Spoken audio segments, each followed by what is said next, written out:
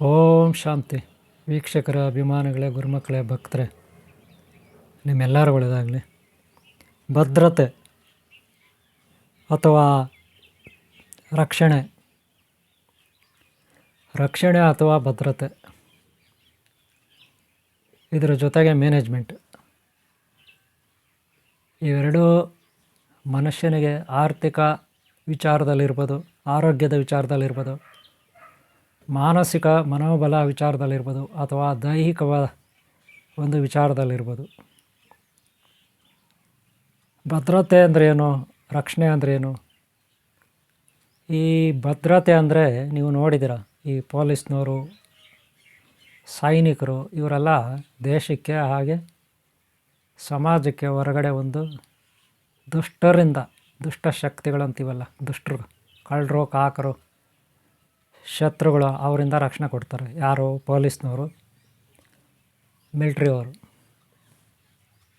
Okay, ಒಪ್ಕೋತೀವಿ. ಆದರೆ ನಮ್ಮ ಆರ್ಥಿಕತೆಗೆ, ಈಗ ನಮ್ಮಲ್ಲಿ ನಮಗೆ ರಕ್ಷಣೆ, ನಮ್ಮ ಶರೀರಕ್ಕೆ ಯಾರು ರಕ್ಷಣೆ ಕೊಡ್ತಾರೆ? ಶರೀರಕ್ಕೆ ಅಂದರೆ ರೋಗ ಬರದೆ ನೋಡ್ಕೊಳ್ಳೋದಕ್ಕೆ, ನಾನು ಕೇಳ್ತಾ ಇರೋದು ಶರೀರಕ್ಕೆ. ಅಂದರೆ ಈಗ ಪೊಲೀಸ್ನವರು ಕಳ್ಳರು, ಕಾಕರು, ಯಾರೋ ನಮ್ಮ ಮೇಲೆ ಜಗಳ ಮಾಡೋರು, ಫೈಟ್ ಮಾಡೋರು, ದುಷ್ಟರು, ಅವ್ರ ಬಗ್ಗೆ ನೋಡ್ಕೋತಾರೆ ಪೊಲೀಸ್ನವರು. ಇನ್ನು ಬೇರೆ ದೇಶದವರು ನಮ್ಮ ದೇಶದ ಮೇಲೆ ಬರಬಾರ್ದು. ಹಾಗೆ ಈ ಪ್ರಕೃತಿಯ ಕಷ್ಟಗಳು ಬಂದಾಗ, ಈ ಪ್ರಕೃತಿಗೆ ಏನಾದರೂ ಅನರ್ಥಗಳಾದಾಗ, ಪರಿಸರ ವಿಪತ್ತುಗಳು ಬಂದಾಗ ಯಾರು ನೋಡ್ತಾರೆ? ಆರ್ಮಿ ಅವ್ರು ನೋಡ್ತಾರೆ. ಆದರೆ ನಮ್ಮ ಶರೀರಕ್ಕೆ, ನಮ್ಮ ಮನೆಗಳಲ್ಲಿ ನಾವು ಇರ್ತೀವಿ, ಯಾವುದೋ ಕಾಯಿಲೆ ಕಸಾಲೆಗಳು ಬರುತ್ತೆ, ಕಾಯಿಲೆಗಳು, ರೋಗಗಳು ಅಂತೀವಲ್ಲ, ಅವು ಬರುತ್ತೆ. ಅದಕ್ಕೆ ಯಾರು ಜವಾಬ್ದಾರಿ? ಈ ಶರೀರಕ್ಕೆ ಭದ್ರತೆ ಬೇಕಲ್ವ?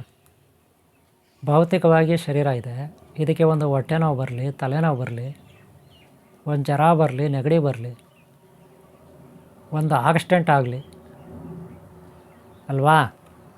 ಇದಕ್ಕೆ ಭದ್ರತೆ ಬೇಕಲ್ವ? ಯಾರು ಭದ್ರತೆ ಕೊಡ್ತಾರೆ? ಅಲ್ಲ, ನಮಗೆ ಶರೀರಕ್ಕೆ ರೋಗ ಬಂದರೆ ಅನುಭವಿಸೋದು ಯಾರು? ಹಾಸ್ಪಿಟ್ಲಲ್ಲಿ ಅಡ್ಮಿಟ್ ಆಗಿ ಅನುಭವಿಸೋದು ಯಾರು? ಯಾರಿಗೆ ಶರೀರಕ್ಕೆ ರೋಗ ಬಂದಿದೆ ಅವರು ಅನುಭವಿಸ್ಬೇಕು. ಅವ್ರಿಗೆ ಕೋಟಿಗಟ್ಟಲೆ ಇರುತ್ತೆ ಅಂತ ಇಟ್ಕೊಳ್ಳೋಣ, ಕೋಟಿಗಟ್ಟಲೆ ಇರುತ್ತೆ. ಮನೆಯಲ್ಲಿ ಸಾಕಷ್ಟು ಕೆ ಜಿಗಳುಗಟ್ಟಲೆ ಚಿನ್ನ ಇರುತ್ತೆ, ಬಂಗಾರ, ವಜ್ರ ವೈಢೂರ್ಯಗಳು, ಹಾಗೆ ಬೆಳ್ಳಿ, ಹಾಗೆ ದುಡ್ಡು ಎಲ್ಲ ಮನೇಲಿ ಇರುತ್ತೆ ಅಂತ ಇಟ್ಕೊಳ್ಳಿ, ಅಥವಾ ಬ್ಯಾಂಕ್ಗಳಲ್ಲಿ ಇರುತ್ತೆ ಅಂತ ಇಟ್ಕೊಳ್ಳಿ. ಹಾಗೆ ಆಸ್ತಿ ಪಾಸ್ತಿನೂ ಇರುತ್ತೆ ಅಂತ ಇಟ್ಕೊಳ್ಳಿ. ಹಾಗೆ ಸೈನ್ಯ ಆಳುಗಳು, ಕೈಗೊಂದು ಆಳು, ಕಾಲ್ಗೊಂದು ಆಳು ಎಲ್ಲ ಇರ್ತಾರೆ ಅಂತ ಇಟ್ಕೊಳ್ಳಿ. ಹಾಗೆ ಹೆಂಡತಿ, ಮಕ್ಕಳು, ಇನ್ನೊಬ್ಬರು ಮತ್ತೊಬ್ಬರು ಎಲ್ಲ ಅವ್ರಿಗೆ ಇರ್ತಾರೆ ಅಂತ ಇಟ್ಕೊಳ್ಳಿ. ಆದರೆ ಇವ್ರ ಶರೀರಕ್ಕೆ ರೋಗ ಬಂದರೆ ಅನುಭವಿಸೋದು ಯಾರು? ನಾನು ಪ್ರಶ್ನೆ ಕೇಳ್ತೀನಿ. ಈಗ ಹಣ ಕಾಪಾಡುತ್ತಾ? ನೋವಿಲ್ದಿರ? ಅಮ್ಮಮ್ಮ ಅಂದರೆ ಡಾಕ್ಟ್ರು, ಇವ್ರಿಗೆ ಶಕ್ತಿ ಇದ್ದರೆ, ಇಂಜೆಕ್ಷನ್ ತಡ್ಕೊಳ್ಳೋ ಶಕ್ತಿ ಇವ್ರಿಗಿದ್ರೆ ಒಳ್ಳೆ ಡೋಸೇಜ್ ಕೊಟ್ಟು ಆ ನೋವನ್ನು ಆದಷ್ಟು ಕಡಿಮೆ ಮಾಡ್ತಾರೆ. ಅವಾಗಲೂ ಕೋಟೆಗಟ್ಟಲೆ ಇರೋರು, ಮಹಾರಾಜರುಗಳೇ ಸತ್ತೋದ್ರು. ನಿಮ್ಗೆ ಗೊತ್ತಿದೆ, ಯಾರೂ ಉಳಿಲ್ಲ, ಸತ್ತೋದ್ರು, ಯಾರೂ ಶಾಶ್ವತ ಬದುಕ್ತಾ ಇಲ್ಲ. ಸರಿ, ಯಾವತ್ತೊಂದಿನ ಸಾವು ಬರುತ್ತೆ, ಸಾಯೋಣ. ಸಾಯೋಣ. ಆದರೆ ಸಾವು ಬರೋವರೆಗೂ, ನಾವು ಸಾಯೋವರೆಗೂ ಆರೋಗ್ಯದಿಂದ ಇರಬೇಕು, ಶರೀರ ಪ್ರಶಾಂತವಾಗಿರಬೇಕು, ನೆಮ್ಮದಿಯಾಗಿರಬೇಕು, ಆನಂದವಾಗಿರಬೇಕು, ಶರೀರಕ್ಕೆ ಯಾವುದೇ ಬಾಧೆ ಆಗಬಾರ್ದು. ಇದು ಅಲ್ವಾ? ಈ ರೀತಿ ಆರೋಗ್ಯವನ್ನು ನಾವು ಕಾಪಾಡ್ಕೋಬೇಕಾದ್ರೆ ಏನೆಲ್ಲ ಮಾಡಬೇಕು? ಸಾಕಷ್ಟು ಮಂದಿ ಒಳ್ಳೆ ಆಹಾರ ತಿನ್ನಿ, ಮಾಂಸಾಹಾರ ಸೇವನೆ ಮಾಡಬೇಡಿ, ಸಸ್ಯಾಹಾರ ತಿನ್ನಿ, ಸಸ್ಯಾಹಾರವನ್ನೇ ಉಪಯೋಗಿಸಿ ತಿನ್ಕೊಳ್ಳಿ, ಗೆಡ್ಡೆ ಗೆಣಸುಗಳು, ತರಕಾರಿಗಳು, ಹಣ್ಣು ಹಂಪಲುಗಳು ತಿನ್ಕೊಳ್ಳಿ ಅಂತಾರೆ. ಹಾಗೆ ಡ್ರಿಂಕ್ಸ್ ಮಾಡಬೇಡ, ಬೀಡಿ ಸಿಗರೇಟ್ ಕುಡಿಬೇಡ, ಪಾನ್ ಪರಕ ಆಗಬೇಡ ಅಂತಾರೆ. ಆದರೆ ಯಾವಾಗಲೂ ಮನುಷ್ಯ ಆರೋಗ್ಯವಾಗಿದ್ದುಕೊಂಡು, ಎಷ್ಟು ಜನ ಆರೋಗ್ಯವಾಗಿದ್ದುಕೊಂಡು ಸಾಯ್ತಾರೆ? ಇವಾಗ ಬ್ರಾಹ್ಮಣರಿದ್ದಾರೆ, ಅವರು ಮಾಂಸ ತಿನ್ನಲ್ಲ, ಸುಮಾರು ಜನ ತಿನ್ನಲ್ಲ, 99% ತಿನ್ನಲ್ಲ.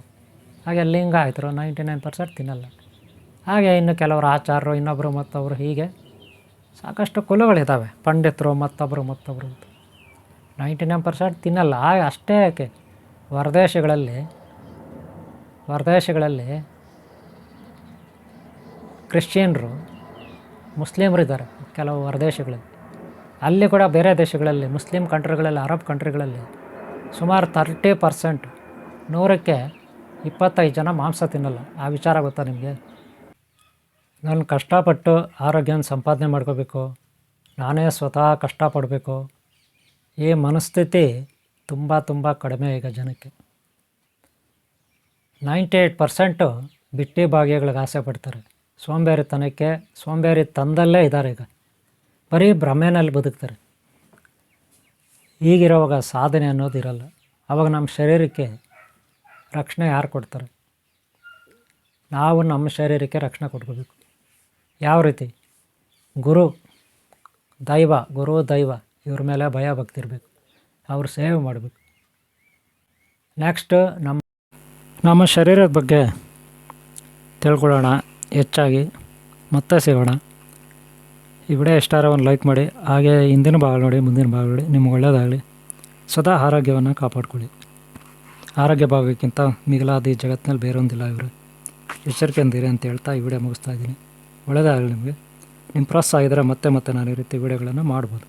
ನಿಮ್ಗೆ ಒಳ್ಳೆಯದಾಗಲಿ. ಓಂ ಶಾಂತಿ, ಓಂ ಶಾಂತಿ, ಓಂ ಶಾಂತಿ.